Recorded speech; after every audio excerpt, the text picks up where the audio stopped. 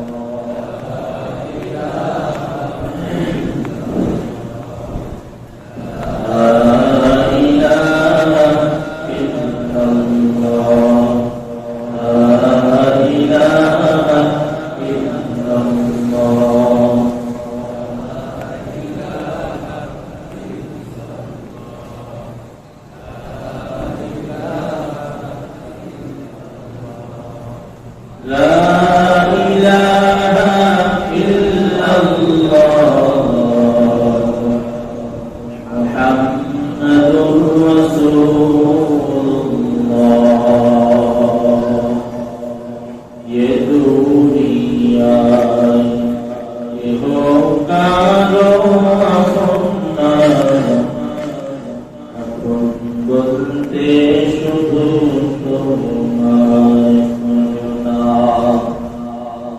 এসে জন বলো হে মুমিন বলো না তুমি বলেন ওদের প্রভু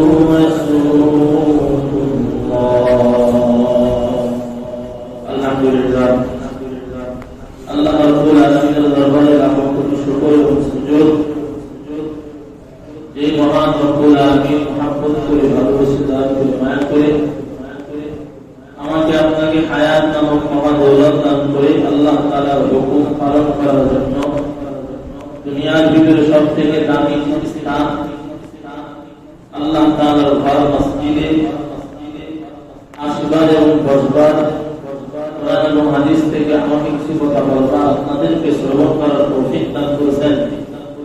অন্তর থেকে শুকরিয়া আদায় করি আলহামদুলিল্লাহ। লক্ষ কোটি দুরূদ এবং সালাম হাবিবে কিবরিয়া আশরাফুল আম্বিয়া সাইয়্যিদুল আম্বিয়া মদিনাতুর রাসূল পয়গম্বর আরবি সকলেই সাল্লাল্লাহু আলাইহি ওয়াসাল্লাম। আজ আরবি মুহররমের 10 তারিখ আশুরার দিন। আমরা অনেকেই জানি অনেকের এমন ধারণা আছে শুক্রবার কিয়ামত হবে। আওয়াজ দিয়ে বলেন আপনারা কি জানেন না? জানেন কে হাত তোলেন? শুক্রবার কিয়ামত হবে। আপনারা জানেন না মিথ্যা বলবেন, হাত তুলবেন না।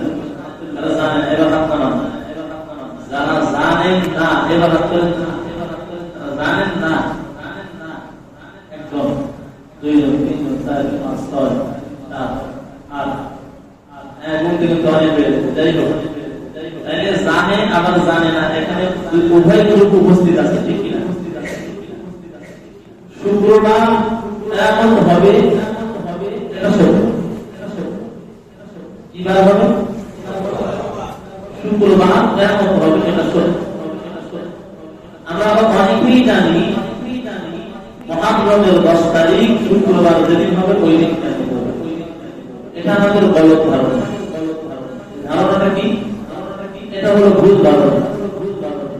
সহিহ কোন রিওয়ায়াত এমন নাই যে মুহররমের 10 তারিখ শুক্রবার হলেই কিয়ামত হবে। বিশুদ্ধ কোন রিওয়ায়াতে পাওয়া যায় না। বিশুদ্ধ কোন রিওয়ায়াত নাই শুক্রবার এটা ঠিক আছে, কিন্তু মুহররমের 10 তারিখ হবে এই রকম বিশুদ্ধ কোন মত নাই। শুক্রবার মেনে নিলাম, শুক্রবার মুহররমের 10 তারিখ। এখন আমাদের তো আরবি 10 তারিখ, কিন্তু সৌদি আরবে 5 থেকে 11 দিন। তাহলে কেমন হলো? এখন প্রশ্ন আসে কিনা, হুজুর তাহলে মুহররমের 10 তারিখ শুক্রবার হইলে কিয়ামত হবে, মেনে নিলাম, কিছু মনে নেই কিনা? এটা কি বাংলাদেশে একদিন কিয়ামত হবে, সৌদি আরবে একদিন কিয়ামত হবে? আজকে বাংলাদেশে 10 তারিখ শুক্রবার মুহররম পড়ে গেছে কিনা? তাহলে আজকে যেহেতু মুহররমের 10 তারিখ, তাহলে আজকে বাংলাদেশ কিয়ামত হয়ে যাবে। এর পরের বছর যখন সৌদি আরবে 10 তারিখ পড়বে, এর আগের বছর আমাদের শুক্রবার 10 তারিখ পড়ছিল, তাই না? এর আগের বছর না, তার আগের বছর ওই দিন কিয়ামত হয়। আজকেও শুক্রবার মুহররমের 10 তারিখ, আজকেও কিয়ামত হলো না। পূর্ব দিক থেকে আজকেও সূর্য উঠছে, পশ্চিম দিক থেকে ওখানে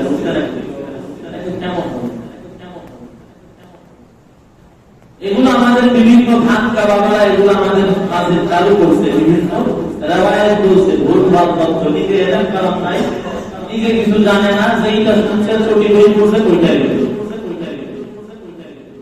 বিশুদ্ধ কোনো রেওয়ায়াত নাই। এখন কথা হলো, প্রশ্ন আসতে পারে, হুজুর তাহলে বলেন মহাভারতের 10 তারিখ যেই জায়গায় হবে, যেই বছর যেই জায়গায় হবে, ওই জায়গায় কিয়ামত যদি না হয় তাহলে আমরা কোনটা ধরব?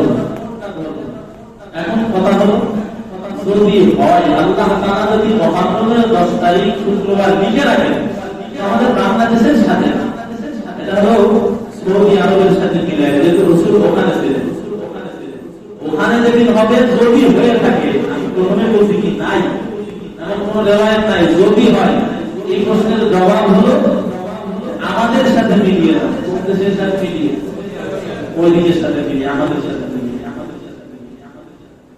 মানে জটিল কথা বলছি। এখন কথা হলো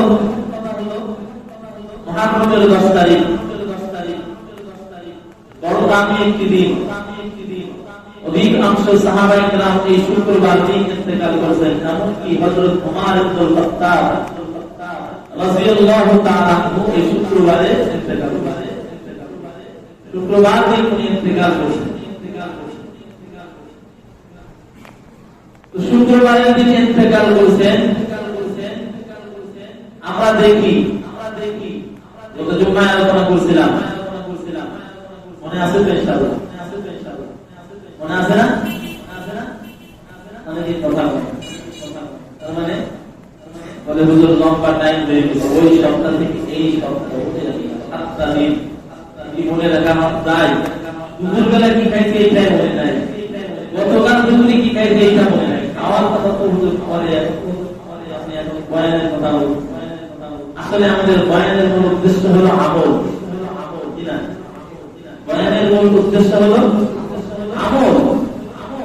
গত সপ্তাহে কেন এই বয়ান করা হলো? আপনারা যেন কেউ এই মিছিল মিটিং এ অংশগ্রহণ না করেন, সতর্ক করার জন্য এবং ভ্রান্ত ধারণা ভেঙে দেওয়ার জন্য।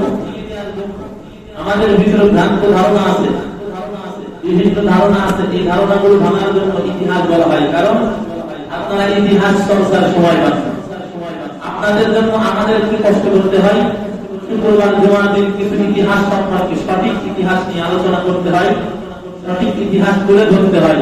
কারবালা সম্পর্কে বিভিন্ন ইতিহাস আছে, এরপর আপনার মুহররম আশুরা সম্পর্কে বিভিন্ন ইতিহাস আছে, ওইটা আপনাদের সামনে সঠিকটা যদি তুলে না দেওয়া হয়, আগে যা শুনছেন ওইটাই কেমন হলো, ঠিক না? অনেকেই মনে করে হুসাইন রাদিয়াল্লাহু তাআলা মৃত্যুবরণ করছেন, রাসূলের নাতি মৃত্যুবরণ করছে, কেন আমি এই শোকে শোকাহত হব না? কথা ঠিক কি না? এখানে অনেক বড় চক্রান্ত, অনেক বড় চক্রান্ত। হুসাইন রাদিয়াল্লাহু তাআলা আনহুর কথা বলতে গিয়ে শিয়ারা এক পর্যায়ে রাসূলের অন্যান্য নাতিদের কথা আমাদের থেকে ভুলাই দিয়েছে। কথা বলেন ঠিক না? এখন যদি প্রশ্ন করি, ভাই জবাব দিয়ে বলেন, রাসূল করিম সাল্লাল্লাহু আলাইহি ওয়াসাল্লামের কতজন নাতি এবং কতজন নাতনি ছিল? প্রশ্ন করলে আপনারা জবাব দিতে পারবেন। আপনি একজন বলেন তো জানেন জবাব দিতে পারবেন, একজন বলেন, বেশি না, একজন বলেন রাসূলের এই কয়জন নাতি নাতনি ছিল? কেউ আছেন? হ্যাঁ, সাহস করে বলতে পারেন, সমস্যা কেউ জানেন? সবাই কিন্তু একটা জানে, রাসূলের নাতি একজনের কথা খুব বেশি জানে, দুইজনের কথা জানে, আর বাকি জানে। হুসাইনের কথা সবাই জানে, এরপরে হাসানের কথাও জানে, যেহেতু নামের মিল আছে, তো হাসান হুসাইন নামের মিল আছে, আমরা অনেকেই জানি। রাসূলের নাতি মাত্র দুইজন, অনেকেই জানে, ঠিক কিনা? আপনাদের জবাব দিলেন, আমার কথা বলতে ভালো লাগবে যে আপনারা জানেন না, জানতে চান। রাসূলের নাতি অনেকেই জানে, দুইজন মাত্র, নাতির কথা জানেই না। অথচ হযরত ফাতিমা রাদিয়াল্লাহু তাআলা আনহার গর্ভে কন্যা সন্তান, তিনজন কন্যা সন্তান। ফাতিমার গর্ভে সর্বপ্রথম যেই মেয়েটা হয়, সর্বপ্রথম যেই সন্তান, ওইটাও একটা মেয়ে। এবং হযরত ফাতিমাতুজ জাহরা রাদিয়াল্লাহু তাআলা, ওইটা বলে গেলাম। আমরা অনেকেই এটা জানি না রাসূলের কয়জন সন্তান।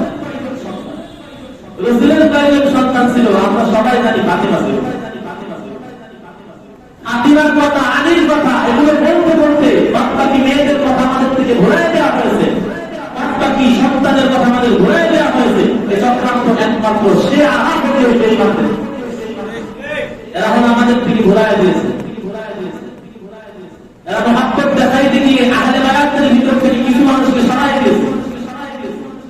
এমন এই আহলে বায়াত তারা বলে এই শিয়া, কেন তাদেরকে কাফের বলি? এই শিয়ারা এত মারাত্মক খারাপ যে এরা মহাত্মক এক পক্ষ দেখাইতে গিয়ে আর এক পক্ষকে সরাই দিয়েছে। কিছু বাম আছে না, এমন এক সন্তানের মহব্বত দেখাইতে গিয়ে বাপ সন্তানকে বঞ্চিত করে। এইরকম কিছু আহলে বায়াতের মহব্বত দেখায়। আহলে বায়াত বলতে বাতা ইয়াবিদু, এই শব্দের অর্থ হলো ঘর, ঘরওয়ালি, ঘরওয়ালা। আহলে বায়াত কাদেরকে বলা হয়? আহলে বায়াত বলা হয় আমরা সকলেই জানি রাসূলের পরিবার পরিজনকে, কথা বলেন ঠিক কিনা? কিন্তু বাইত শব্দের অর্থ কিন্তু ঘরওয়ালি, যার সাথে সংসার করা হয়, তাকে নিয়ে ঘর করা হয়, সংক্ষেপ করা হয়, তাকে বলা হয় আহলে বায়াত। আহাত মানে তো পরিবার। আমি যদি বলি আপনার পরিবারকে, আপনার স্ত্রী, ঘরে যারা থাকে, আপনার সাথে যারা রাত্রি যাপন করে, তারাই হলো আহলে বায়াত। এখন সন্তান তো আহলে বায়াত, কারণ তারাও তো আপনার সাথেই রাত্রি যাপন করে। কিন্তু বড় হওয়ার পর কি রাখেন? বড় হওয়ার পর কে থাকে? শুধুমাত্র একজন, কে? আপনার বিছানায় আপনার স্ত্রী থাকে, আর কেউ থাকে না। তাইলে আহলে বায়াত যদি বলতে গিয়ে ধরতে হয় তাহলে সর্বপ্রথম স্ত্রীরা। আহলে বায়াত বলতে কারা? অথচ এই শিয়া, এই বেঈমান, এই কলঙ্কারের দল আহলে বায়াত বলতে হযরত আলীকে বুঝায় শুধুমাত্র ইল্লা আলী এবং ফাতিমা, হাসান এবং হুসাইন, এই কয়জনকে তারা আহলে বায়াতের অন্তর্ভুক্ত করে। আর বাকি আয়েশা সিদ্দিকা রাদিয়াল্লাহু তাআলা আনহা, উম্মাহাতুল মুমিনিন, সাইয়্যিদা, এদের নাম বলা হয় না, এদের নামকে দূরে সরাই দেওয়া হয়েছে, আমাদের থেকে দূরে দেওয়া হয়েছে। এই শিয়া এরাই হলো এই কাজগুলো। এমনকি তাদেরকে মর্যাদা দিয়েছে আর হযরতে আমাদের আম্মা জান আয়েশা সিদ্দিকার উপরে জিনার অপবাদ চাপাই দিয়েছে। তারা আহলে বায়াত হিসেবে তাদেরকে মানতে পারে না, খাদিজাতুল কুবরাকে মানে না, হাফসা রাদিয়াল্লাহু তাআলা আনহাকে মানে না, তারা আয়েশা সিদ্দিকাকে মানে না। তারা শুধু মানে কাকে? আলী, ফাতিমা, হাসান। ভাই প্রশ্ন এখানে থেকে যায়, তাহলে ফাতিমার গর্ভে আরেকজন সন্তান, পুত্র সন্তান ছিল হযরত হুসাইন রাদিয়াল্লাহু তাআলা, তার নাম কেন বলা হয় না? তাহলে ইনি কি রাসূলের আহলে বায়াতের ভিতরে না? ইনি কি আহলে বায়াতের ভিতরে না? হযরত যায়নাব রাসূলের মেয়ে ছিলেন কয়টা? কয়জন? বলতে আমার ভয় পায়, আমি বুঝা বলছি, তারপরে ভয় পাই।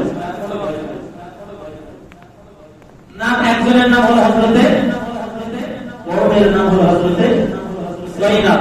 এই আবার কুলসুম বলে, কুলসুম মেয়ে হযরতে কি মানে কিছু লেখা আছে।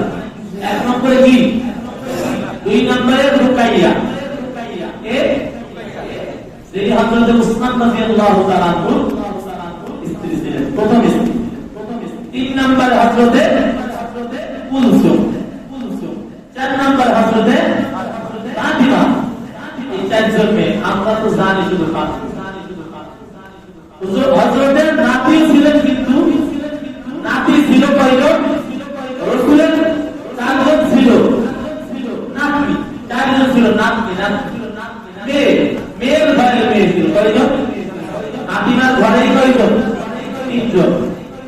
রাদিয়াল্লাহু তাআলা আনহা তাদের নাম রাখছিলেন বড় বোনের নামের সাথে মিলিয়ে যায়নাব, মেজ বোনের নামের সাথে মিলিয়ে একজনের নাম রাখছিলেন রুকাইয়া, সেজ বোনের নামের সাথে মিলিয়ে রাখছিলেন কুলসুম, একজন মেয়ের নাম। আর হযরত যায়নাব রাদিয়াল্লাহু তাআলা আনহা ঘরের একটা সন্তান, মেয়ে সন্তান, যার নাম হলো হযরত যায়নাবের মেয়ের নাম হলো হযরত উমামা রাদিয়াল্লাহু তাআলা। আর একজন ছেলে আলী বিন আবুল আস রাদিয়াল্লাহু তাআলা, ওনার ঘরে আরো একটা সন্তান হয়েছিলেন, যে সন্তানটার নাম রাখার আগে মৃত্যুবরণ করেছিল। আর হযরত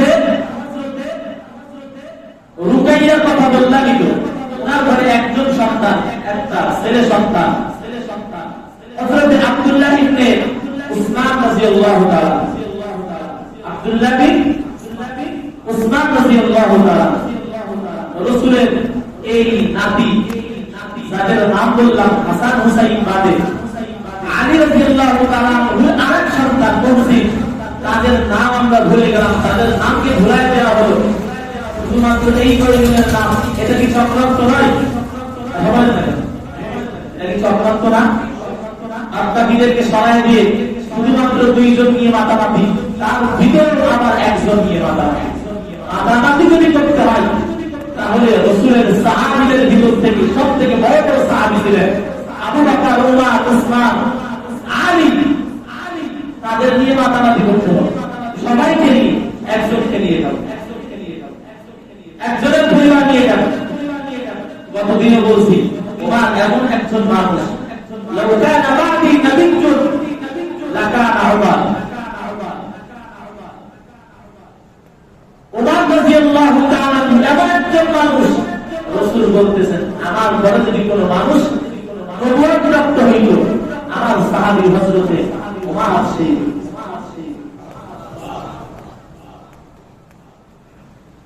লাউ কানা বাদি নাবিয়্যুন লাকানা ওমর।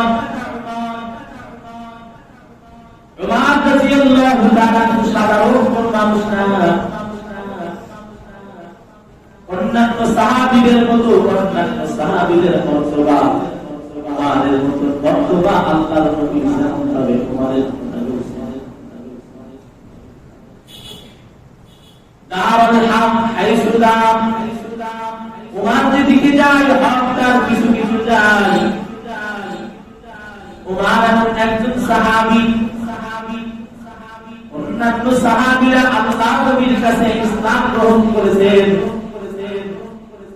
নিজে আসিয়া নবীর কাছে দাওয়াত দিয়ে ইসলাম গ্রহণ করেছেন।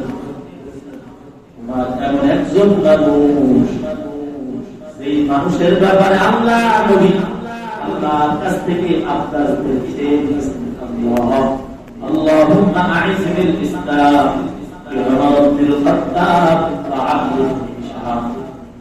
আল্লাহ নবী দুইজনের ব্যাপারে আল্লাহর কাছে বারবার বলেছেন, আল্লাহ এই দুইজনের ভিতর থেকে একজনকে হেদায়েতের মালা দিয়া ইসলামকে বিজয় দান করে দেন। দুইজনের ভিতর থেকে একজন হযরত উমর, দ্বিতীয় নম্বর আমর ইবনে হিশাম। হাদিসের মধ্যে আছে আমর ইবনে হিশাম নাম আবা জাহাল, আবু জাহেলের নাম জাহেলের কবি বলেছেন, আল্লাহ তুমি হয় আবু জাহেলকে অথবা আবু জাহেলের আগের নাম কি ছিল আমর ইবনে হিশাম। আল্লাহ নবী দোয়া করেছেন আল্লাহ এই ওমর ইবনে খাত্তাব অথবা আমর ইবনে হিশাম, এই দুইজনের ভিতর থেকে একজনকে ইসলামের মালা তাদের গলায় পরাইয়া ইসলামের জন্য তাদেরকে কবুল করে দেন, ইসলামকে বিজয় করে দেন। এই দুইজনের ভিতর থেকে একজনকে কালেমার দাওয়াত তাদের ভিতরে ঢুকাইয়া দেন। আল্লাহ নবী এমন একজন মানুষের সবার দোয়া করেছেন, পরের দোয়া করা বাদ দিয়েছিলেন, আমর ইবনে হিশামের দোয়া পরে আর করেন নাই। একজন ব্যক্তির দোয়া বারবার করতেন, ওমর ইবনে খাত্তাব রাদিয়াল্লাহু তাআলা। এই উমর ইবনুল খাত্তাব রাদিয়াল্লাহু তাআলা যাকে উমর ফারুক বলা হয় উদাহরণ দেখি এই উমর ফারুক কেন বলা হয় আল ফারুক বাইনাল হক ওয়াল বাতিল ফারুক শব্দ অর্থ পৃথককারী পার্থক্যকারী হক এবং বাতিলের মাঝে কিকারী পার্থক্যকারী হযরত উমর ফারুক রাদিয়াল্লাহু তাআলা এই উমর রাদিয়াল্লাহু তাআলা হক এবং বাতিলের মাঝে পার্থক্য করতেন বাতিল উমরকে এমন ভয় পাইতেন উমর রাদিয়াল্লাহু তাআলা রাস্তা দিয়ে যদি চলতেন কোন মক্কর জাফর যদি সামনে আইতো উমরের ভয়ে মনে হইতো তাদের গায়ে তাপমাত্রা পর্যন্ত জ্বর হয়ে যেতে পড়ে যাইতো সাদহু ফি আব্দিল্লাহ আল্লাহ নবী বলেছেন আল্লাহর হুকুমের ব্যাপারে ওমর এত কড়া এত কঠিন আল্লাহ নবীর কাছে ওমর রাদিয়াল্লাহু তাআলা ইসলাম গ্রহণ করার পর আবু সুফিয়ান এই আবু সুফিয়ান আসছে ইসলাম গ্রহণ করে আর আবু সুফিয়ানের স্ত্রী হলো হিন্দা যেই হিন্দা আল্লাহর নবীর চাচা আমির হামজা রাদিয়াল্লাহু তাআলা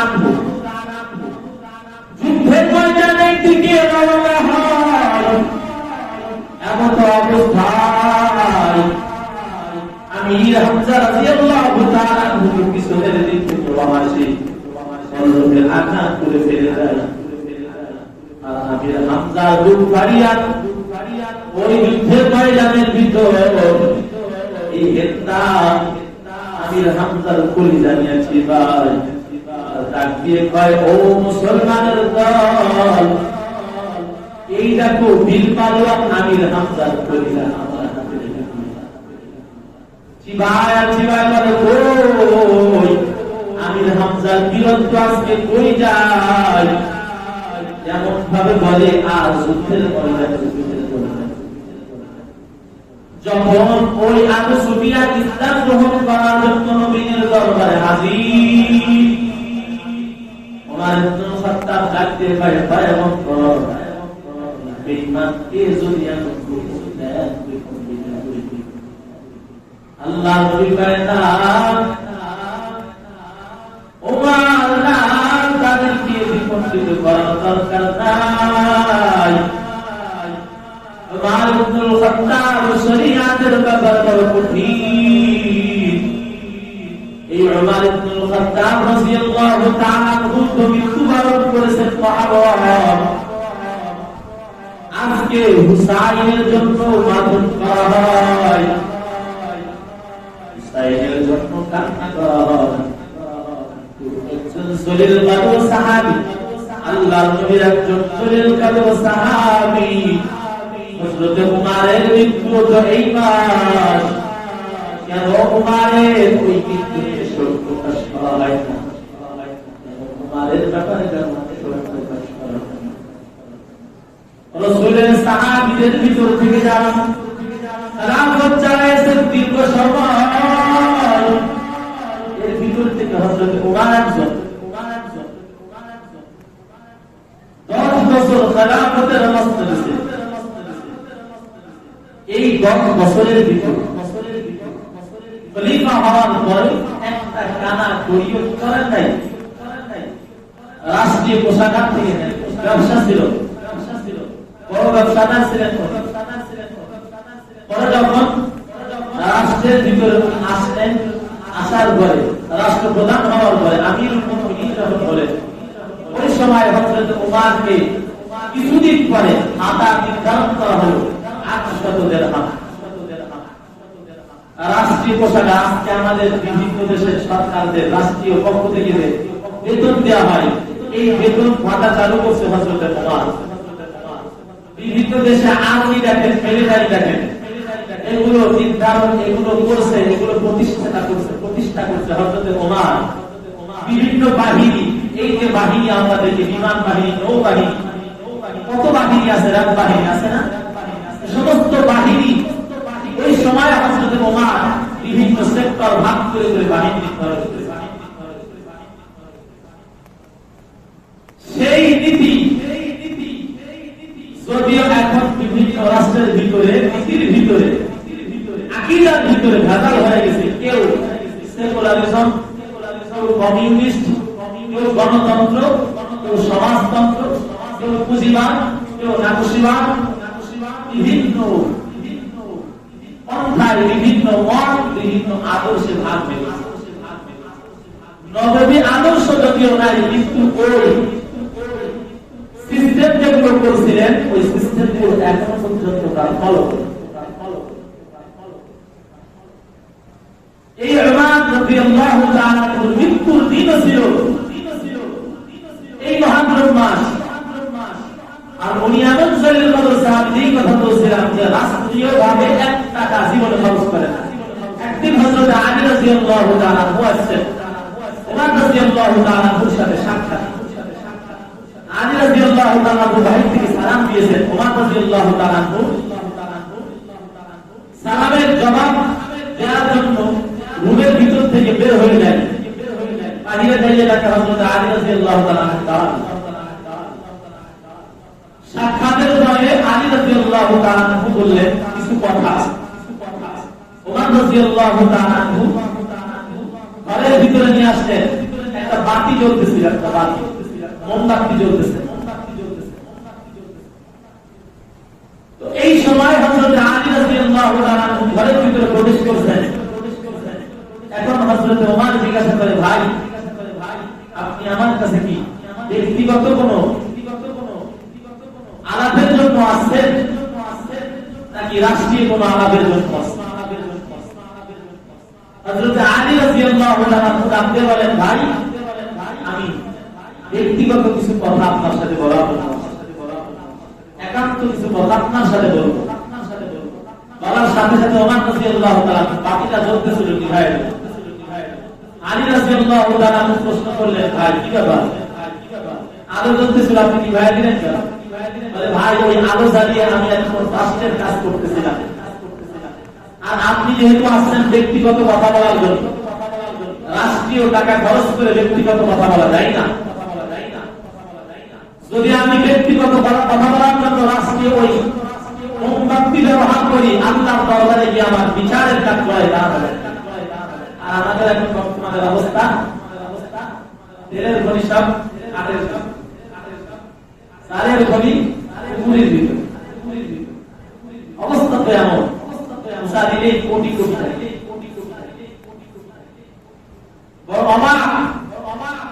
আজকে মুসলমান ধ্বংসের কারণ হলো নীতি নৈতিকতা থেকে পিছিয়ে যাওয়া। তারা 1 টাকা নষ্ট করে নাই, আর আমাদের এখন নাস্তায় দেয় কোটি কোটি টাকা। আমার কাছে একজন যদিও সত্য কথা, কষ্ট নিবেন না, বাস্তব কথা বলছে। এখন আমাদের স্বাধীনতার স্থপতি মরহুম শেখ মুজিবুর রহমান, এনার মৃত্যুবার্ষিকী গেল গত 15ই আগস্ট। আমার কাছে খবর আসছে, নেতা আছে তারা এইটাকে পালন করতে গিয়ে সরকার সামান্য এইটা উদযাপন করবে। আগে তো দেখতাম পারিবারিক চাল উঠানো হইতো, এখন সরকার থেকে টাকা আসে বিভিন্ন সিস্টেমে, বিভিন্ন নেতাবাবু থেকে টাকা। এখানেও এই বিষয়টা নিয়েও অনেক কাজে ব্যক্তিগত নাকি রাষ্ট্রীয়। শেখ মুজিবুর রহমান বর্তমান প্রধানমন্ত্রীর বাবা, যদি ওনার মৃত্যুবার্ষিকী পালন করতে হয় তাহলে উনি ব্যক্তিগত টাকা খরচ করবে। কথা বলেন, আমি সত্য কথা বলতেছি, কষ্ট দেওয়ার জন্য, বোঝানোর জন্য। ওনারের যুগ ছিল কেমন আর আমার যুগ কেমন। ওনার ব্যক্তিগত টাকা দিয়ে বাবা উদযাপন করবে, কিন্তু বর্তমানে দেখা যায় রাষ্ট্রীয় টাকা দিয়ে বাবা উদযাপন করা হয়। এগুলো জুলুম, এগুলো জুলুম। কেন বলতেছি? হয়তো যদি কোনো মাধ্যমে খবর না যায়, হয়তো পুলিশ যদি বুঝতে পারে যে না এটা জুলুম, তাহলে হয়তো ফিরে আসতে পারে। আল্লাহ তাআলা ফিরে আসার তৌফিক দান করেন। আমিন।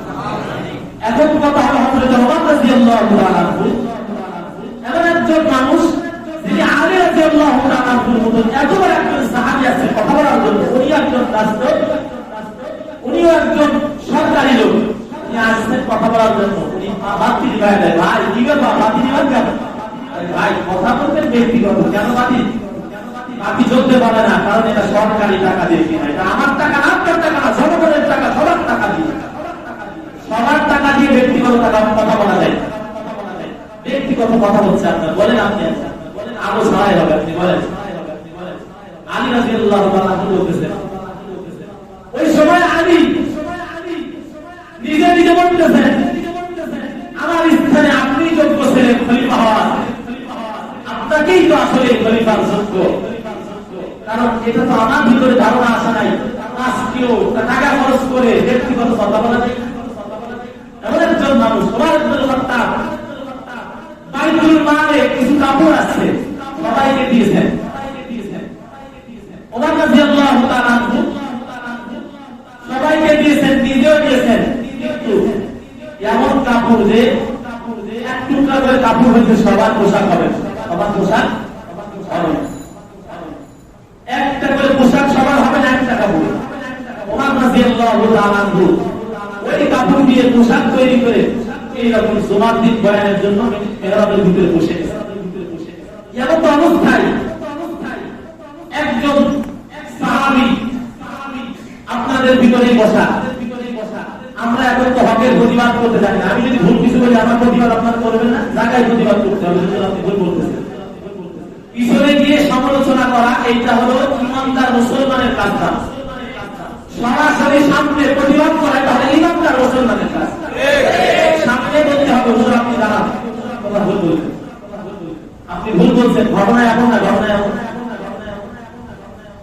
হযরত ওমর রাদিয়াল্লাহু তাআলা যখন খলিফার মসনদে বসে জুমার খুতবা দিচ্ছেন, এমন অবস্থায় পাওয়ারফুল একজন নেতা তিনি বসছেন, বসিয়া খুতবা দিলেন। হঠাৎ করে একজন সাহাবী আপনাদের মতো ভিতরে সামনে বসা দাঁড়ায় গেছে। আপনি বয়ান রাখেন, আপনার বয়ান এখন চলবে কেন? বলে আগে আপনি জবাব দেন, আমরাও একটা কাপড় পাইলাম, আপনিও একটা কাপড় পেয়েছেন, আমাদের কাপড় দিয়ে আমাদের পোশাক হয় নাই, আর আপনার ওই একটা কাপড়ে কেমন পোশাক হইল? আপনি কি কাজগুলি করেন নাই? এই কাপড় আমরাও একটা পেয়েছি, আপনি পেয়েছেন। আপনার কাপড় একটা, কাপড়ে আপনার জামা হইল, আমাদের জামা হইল না। এর কারণ আগে বলবেন, তারপরে আপনি জুমার খুতবা দিবেন। ওমর ফারুক রাদিয়াল্লাহু আনহু বলেন, তো আমরা যখন শাসকদের সামনে যদি দুর্নীতি করে, আমরা এমন বলতে পারবো? ইসলামী শাসন ব্যবস্থা যদি এমন হয়, তাহলে শাসক ব্যবস্থা হলে এমনই হবে। নেতার সামনে ইমাম আমরা ভুল করতেছি, আমাদের পিছন থেকে লোকবা যাচ্ছি, আমার 2 দিন ভুল হয়েছে, পিছন থেকে লোক সেটি পড়ে মুসল্লিরা এখন সজাগ, হুজুর খবর না জানি আমরা তাদের ভিতরে ভুল করি, সজাগ থাকে ভুল করার জন্য। আমার ভুল হওয়ার সাথে সাথে কি করেন? থেকে আওয়াজ দেন, আওয়াজের ভিতরে আমাদের ভুল স্লোগান আছে, আল্লাহু আকবার বলে কি বলবো? আসলে আল্লাহু আকবার না, আমরা কি বলবো? সুবহানাল্লাহ। যদি ভুল করে ইমাম ভুল করলে পিছনে মুক্তাদিরা কি বলবে?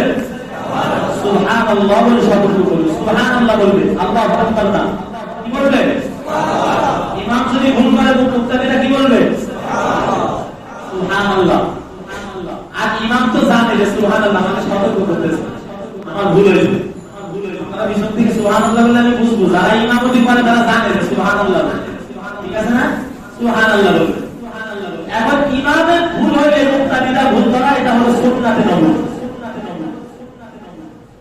খেলাফায়ে রাশেদা সুন্নাতি যুগের অবস্থা এমন ছিল, ভুল যদি সাহাবায়ে কেরাম খলিফাতুল মুসলিমিনরা করতেন, জনগণ, সাধারণ জনগণ তার প্রতিবাদ করত। হযরত ওমরের প্রতিবাদ করছেন কেমন? বলে আপনি আগে জবাব দিবেন, এরপরে আপনার জুমার খুতবা, এর আগে কোনো খুতবা চলবে না। আর যদি আপনি সঠিক জবাব না দিতে পারেন, কোনবারই কোষ মুক্ত করছেন, কোনবারই হাতের ভিতরে পূজা করে ধরছেন, বলিয়া বলতেছে ওমর, যদি আজকে আপনি আপনার এই আমার প্রশ্নের জবাব দিতে ব্যর্থ হন, আমার এই কোষ মুক্ত করার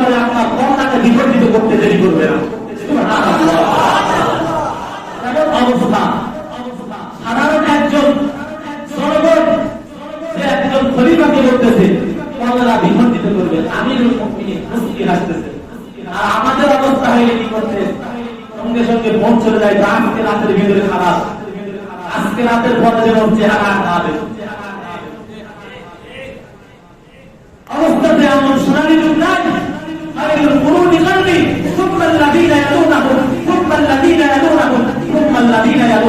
আল্লাহ নবী বলেছেন সোনালী যুগ আমার যুগ, এরপরের যুগ সোনালী যুগ, তারপরের যুগ সোনালী যুগ, নবীর যুগ, সাহাবাদের যুগ, তাবেঈদের যুগ, এগুলো ছিল শর্টের যুগ।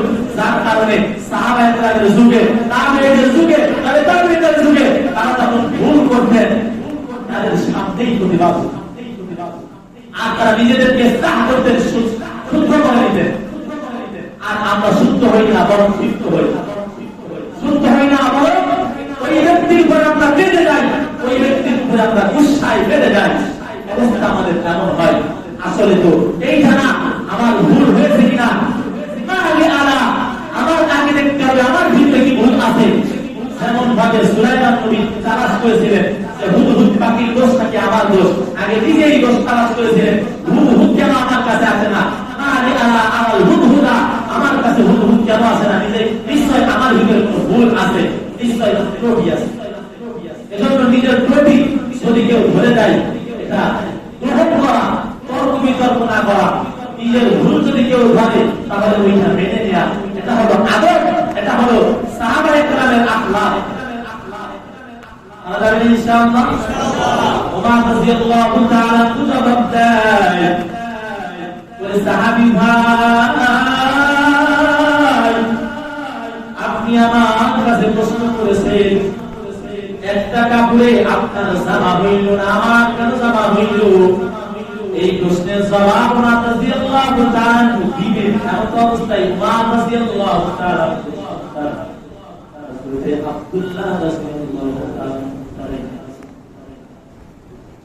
আব্দুল্লাহ রাদিয়াল্লাহু তাআলা মসজিদের ভিতরে দাঁড়িয়ে যায় আর ডাকতে বলে, ও ভাই আমার বাবারে অপমান করবেন না, বাবারে অপমানজনক কথা বলবেন না। আপনিও যেমন একটা কাপড় পেয়েছেন, আমার বাবা একটা কাপড় পাইছে, আমি সন্তান একটা কাপড় পেয়েছি। এখন দুইটা সিট যদি একত্রিত করা হয় তাহলে একটা জামা হয়। আমি আমার সিটটা আমার বাবারে দিয়ে দিয়েছি, আর দুই সিট তারপরে একটা জামা হয়েছে। আমার সিট এবং বাবার সিট মিলে একটা জামা হয়েছে, আমার সিটটা বাবারে দিয়েছি। ওমর ইবনুল খাত্তাবের সন্তানের কথা বলার পরে সাহাবী বসে গেছে, চোখের পানি ছেড়ে সাহাবী কাঁদতেছেন, আর ওমর রাদিয়াল্লাহু তাআলা হাসতেছেন। আর কি বলতেছেন? আলহামদুলিল্লাহ, আমি উমারের খেলাফতের ভিতরে আমি তো ভয় পাইতাম যে না জানি আমার ভয়ে, আমার জুলুমের ভয়ে কোনো ভাই আমার ভয়ে প্রতিবাদ থেকে বিরত থাকবে, এমন জানে না জানি হয়ে যায়। যদি এমন হয় আল্লাহর দরবারে আমি বিচারের কাজ করে আমার নাম লাগে, আমি এই ভয় পাইতাম। তো আমার আর ভয় নাই, আমার প্রতিবাদ আমি যদি ভুল করি আমার লোকমা দেওয়ার মতন মানুষ আমি পেয়ে গেছি। এই সুলতানের আদর্শ আল্লাহ। আজকে সেই উমারের দিকে মাতামাতি করা হয় না, শুধুমাত্র হুসাইন কেন্দ্রিক দিবস। আসলে হুসাইন কেন্দ্রিক দিবস হওয়ার কারণ, হুসাইন কেন্দ্রিক দিবস কেন? হাসান কতদিনের কথা বলছিলাম, হাসান কেন্দ্রিক হওয়ার দরকার ছিল। কারণ রাসূল কি বলছেন যে জান্নাতি যুবকদের সর্দার হবে দুই ভাই, এক ভাই হবে। সাইয়্যিদা শাবাবি আহলিল জান্নাহ আল হাসান আল হুসাইন সাইয়্যিদা শাবাবি আহলিল জান্নাহ। প্রতি শুক্রবার জুমার সানি খুতবা ভিতরে বলা হয় দুই ভাই জান্নাতি যুবকদের সর্দার। তাহলে এক ভাইয়ের নাম বলা হয়, আর ভাই কোথায়? আসলে আমাদের এর ভিতরে আসলে জাতীয়তাবাদ ঢুকে গেছে। জাতীয়তাবাদ, হুসাইন কেন্দ্রিক মহাব্বত এটা জাতীয়বাদের কারণে হয়, হাসান কেন্দ্রিক না। কারণ হাসানও তো জান্নাতি যুবকদের সর্দার, হুসাইনও যুবকদের সর্দার, দুইজনই তো জান্নাতি যুবকদের সর্দার। তাহলে হাসান কেন্দ্রিক হুসাইন কেন্দ্রিক করা হয়, হাসান কেন্দ্রিক কেন করা হয় না? হাসানও তো শাহাদাত বরণ করছে, হাসানকে তো 20 মান করানো হয়েছে, হাসানও তো শাহাদাত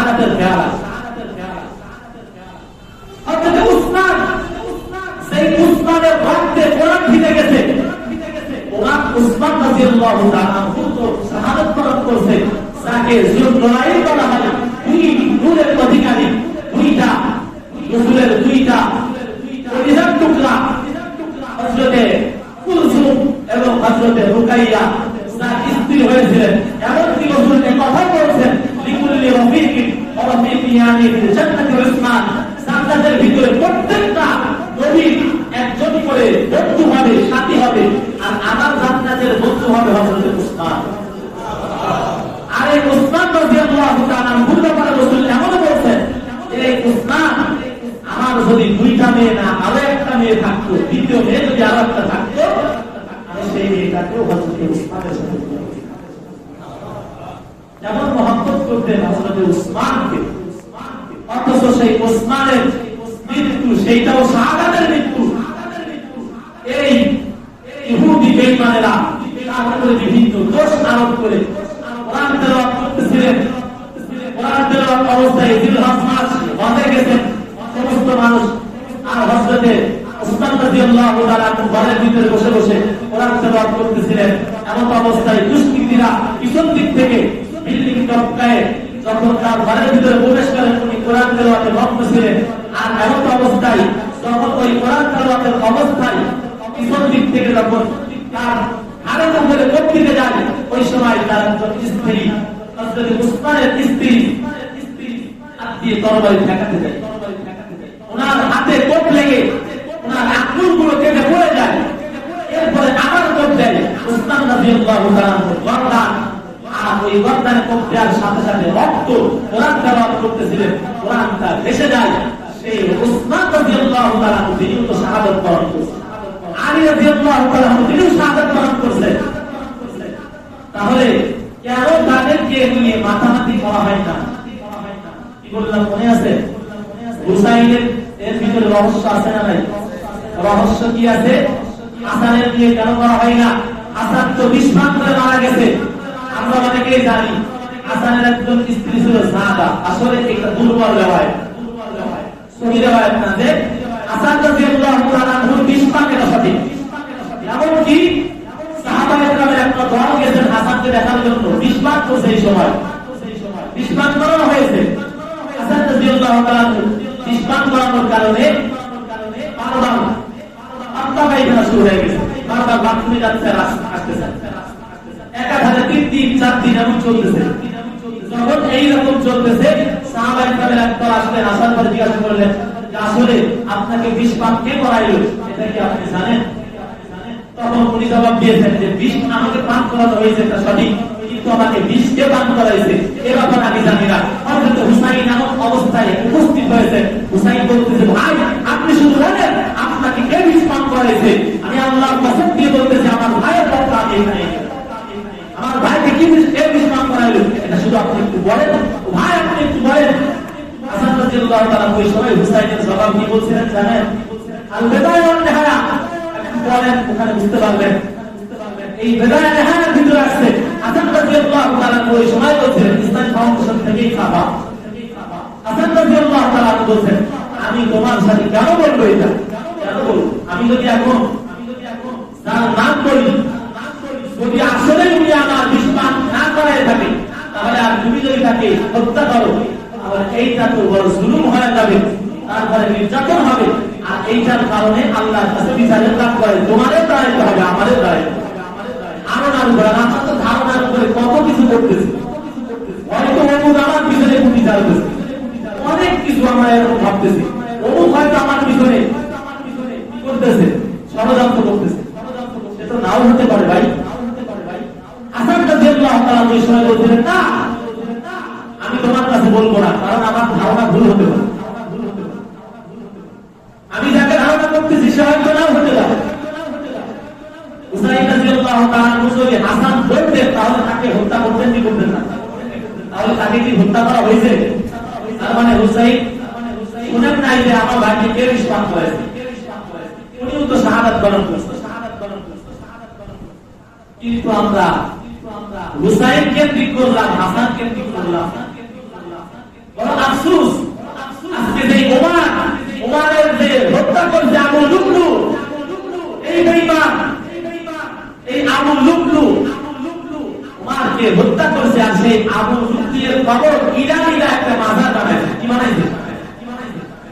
বাড়ির একটা মাজার বানাইছে, এমনকি তারা এই ধারণা পোষণ করে যে এই মাজারে যদি কেউ যায় এটা তারা নেকের কাজ মনে করে।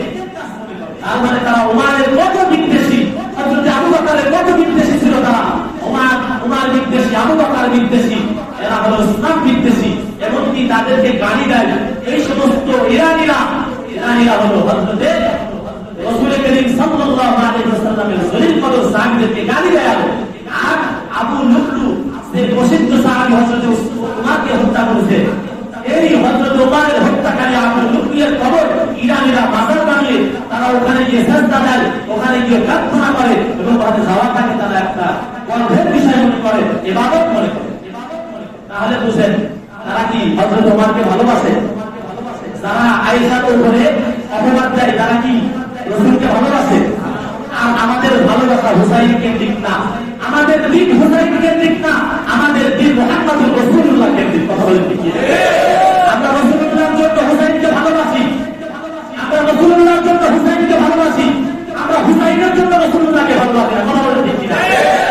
আমাদের ভালোবাসা রাসূলুল্লাহ সাল্লাল্লাহু আলাইহি ওয়াসাল্লামের জন্য হুসাইনের, আর তারা হুসাইনের জন্য সাহাবীদেরকে বাদ দিল।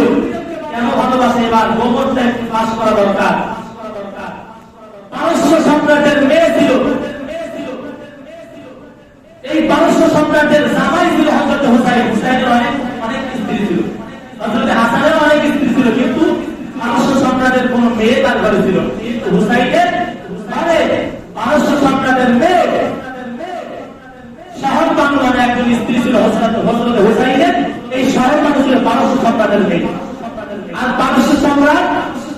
পারস্যরা হুসাইনকে মহব্বত এজন্যই করে যে হুসাইন তাদের জামাই, জন্য করে হুসাইন তাদের জামাই। এখানে তো জাতীয়তাবাদ রয়েছে,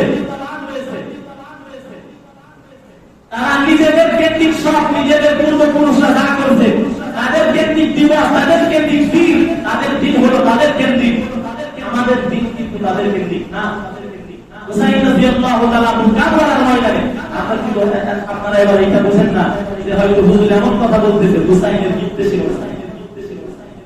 এমন বলতেছেন। আমরা যেই মহব্বত করি, ওলামায়ে কেরাম হুসাইনকে যেই মহব্বত করে, ওই সেরা বেঈমানের দ্বারা মহব্বত করে। আমরা হুসাইনকে যেই মহব্বত করি তা আমরা একদিনকে কেন্দ্র করে হুসাইনকে ভালোবাসি না, আমরা সারা জীবনের জন্য হুসাইনকে ভালোবাসি। হুসাইন রাদিয়াল্লাহু তাআলা হকের ব্যাপারে যেমন ভাবে জীবনে মাথা নত করে নাই, হকের ব্যাপারে মাথা নত করে নাই হুসাইন। মৃত্যুর আগ মুহূর্ত পর্যন্ত হকের উপরে ছিলেন। আমরা ওই আদর্শকে গ্রহণ করে নিয়েছি। মৃত্যুর আগ মুহূর্ত পর্যন্ত হকের উপরে থাকতে কোনো বাতিলের কাছে মাথা নত করবো না। আমরা হুসাইনকে ভালোবাসি।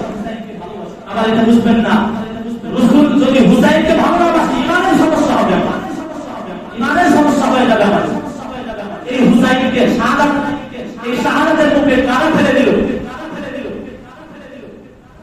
যখন ইয়াজিদ দামেস্কের রাষ্ট্রপ্রধান হইল, দামেস্কের ভিতরে যখন সে রাষ্ট্রপ্রধানে গেল, ওই সময় ইয়াজিদকে সমস্ত গভর্নররা, সমস্ত এলাকার রাষ্ট্রপ্রধানরা মেনে নিল, সবাই মেনে নিল। শুধুমাত্র একজন কুফার গভর্নর হযরত নুরমান ইবনে বাশির রাদিয়াল্লাহু তাআলা উনি মানেন নাই। নুরমান ইবনে বাশির ব্যতীত সমস্ত গভর্নরেরা ইয়াজিদকে খলিফা হিসেবে মেনে নিল। এক পর্যায়ে নুরমান ইবনে বাশির রাদিয়াল্লাহু তাআলা মানেন নাই, হুসাইন রাদিয়াল্লাহু তাআলা খলিফার জন্য প্রস্তাব করেছিলেন যে নুরমান ইবনে বাশির হুসাইনকে মানতেছেন। একজন ব্যক্তি শুধু। ইয়াজিদ ষড়যন্ত্র করে বসরা থেকে তার একজন গভর্নর আব্দুল্লাহ ইবনে জিয়াদ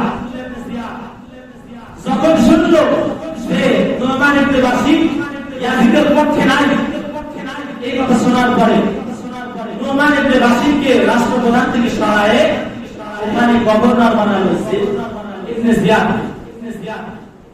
বানানোর পরে এদিকে হুসাইন রাদিয়াল্লাহু তাআলা আনহুর কাছে পত্র পাঠানো হচ্ছে যে আপনি আসেন, আপনার কাছে আমরা বায়াত গ্রহণ করব, আমরা কুফাবাসী আপনাকে খলিফা মানব।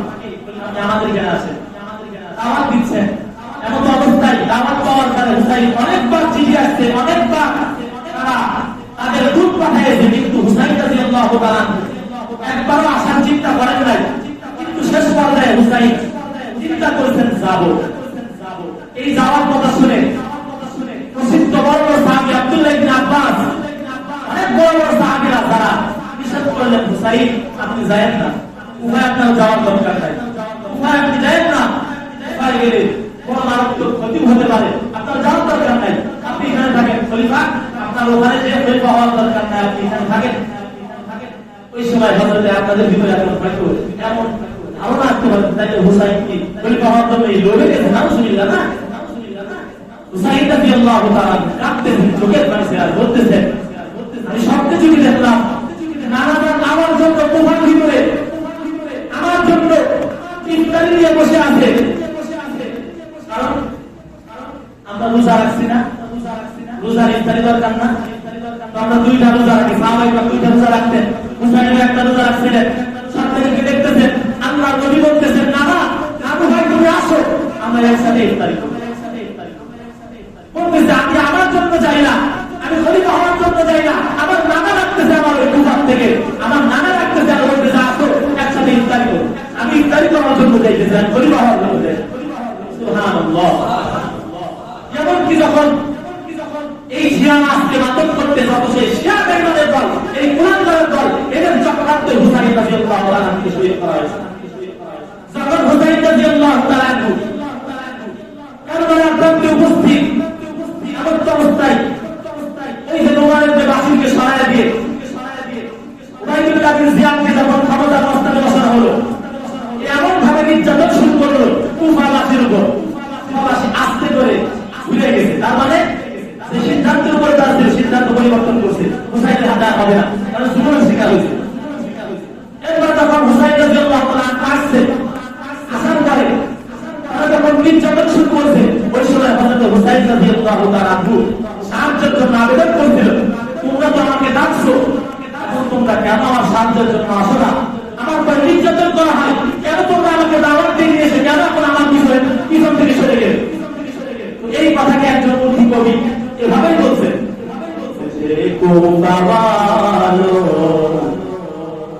মুসাফির না সমঝো मैं आया नहीं हूँ, बुलाया गया हो, मुझे को सवालो मुसाफिर न समझो,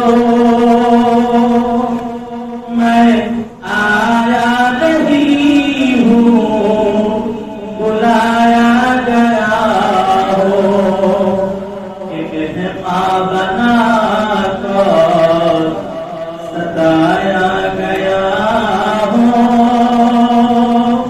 मैं रोया नहीं हूँ, रुलाया गया हो। হুসাইনের কথা এমন ছিল, তোমরা আমার দাওয়াত দিয়ে আসছো, আমি তো তোমাদের মেহমান, তোমরা আমার দাওয়াত দিয়ে আসার পর এখন কেন তোমরা আমার সাহায্যের জন্য আসো না? এখন কেন পিছ ঘটলা? কেন এখন আমার পিছনে এখন আসো না? আমি তো তোমাদের মেহমান। হুসাইন রাদিয়াল্লাহু তাআলা বলতেছে তোমরা আমার দাওয়াত দিয়ে আসছো। কবি বলতেছেন, হুসাইনের কথা বলছেন, তোমরা আমার দাওয়াত দিয়ে আসছো, আমি এখন শাহাদাতের পেয়ালা বরণ করতেছি, আমার কষ্ট নাই, আমি কাঁদবো না, আমি কাঁদতেছি না, তোমাদেরকে কাঁদায় রেখে গেলাম, সারা জীবনের জন্য তোমাদেরকে কাঁদতে হবে, আমি কাঁদবো না, তোদেরকে কাঁদায় গেলাম, আমি কাঁদবো না, আমি তোদেরকে কাঁদায় গেলাম।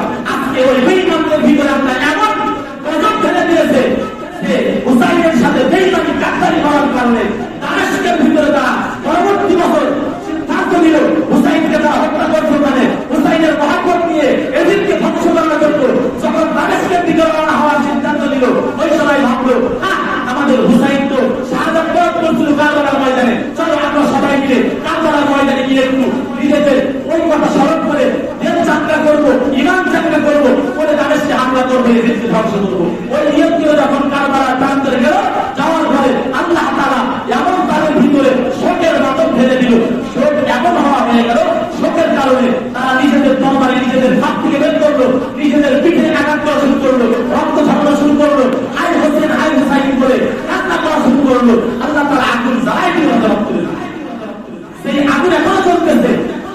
এই মাতম করতেছে, আল্লাহর গজবে তাদের এই মাতম চলতেছে।